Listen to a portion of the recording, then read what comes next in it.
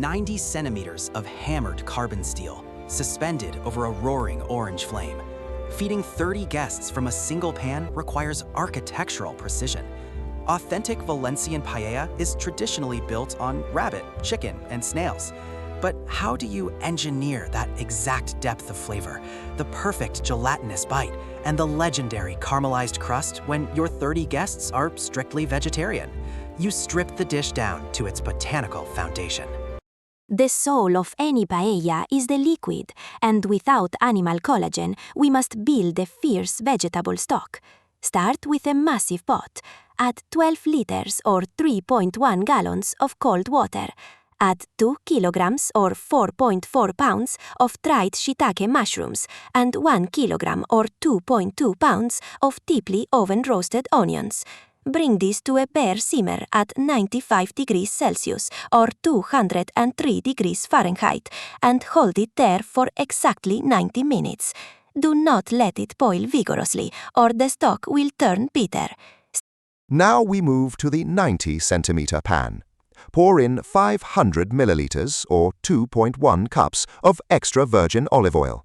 Bring the oil to 170 degrees Celsius or 338 degrees Fahrenheit. We sear 2 kilograms or 4.4 pounds of quartered fresh artichoke hearts and 1.5 kilograms or 3.3 pounds of wild rovolon mushrooms for exactly 6 minutes until golden.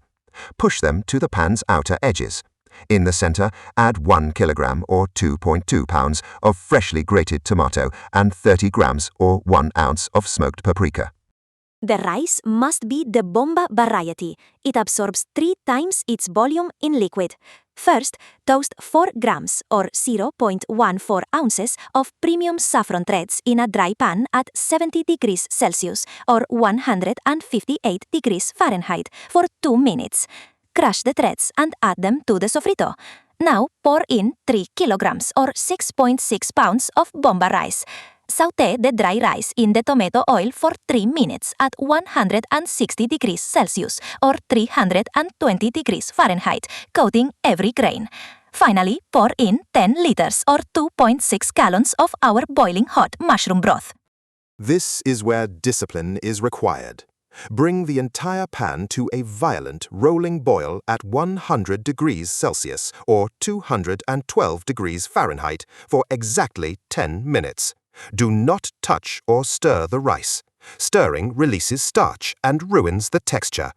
Now, scatter 1 kilogram or 2.2 pounds of flat green bajocchetta beans and 1 kilogram or 2.2 pounds of large cooked white garofaux beans across the surface. Listen closely. The sound will change from a wet, bubbling boil to a dry, frying crackle. This is the socarrat forming, the caramelized crust at the bottom of the pan.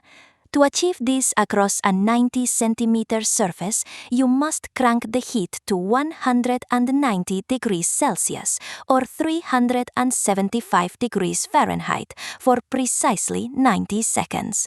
You will smell toasted rice, deeply nutty but not acrid smoke. Plunge a metal spoon straight down to the bottom metal. You should feel a hard, resistant crust. The moment you feel that crust and smell the toast, remove the massive pan from the fire immediately. The cooking is not finished until the rice rests. Cover the entire surface of the paella with clean, unprinted cotton cloths. Let it sit completely off the heat for exactly 10 minutes at an ambient room temperature of 22 degrees Celsius or 72 degrees Fahrenheit. This resting phase allows the starches to set and the residual steam to gently finish cooking the top layer of rice, ensuring every single grain is separated and al dente. Finally, 3 takeaways for pulling off a massive vegetarian paella. First, without meat, your foundation must be a densely concentrated, slow-simmered mushroom and roasted onion broth. Second, once you add your 3 kilograms of Bomba rice and hot broth, step back. Never stir the pan, or you will end up with risotto instead of distinct separated grains.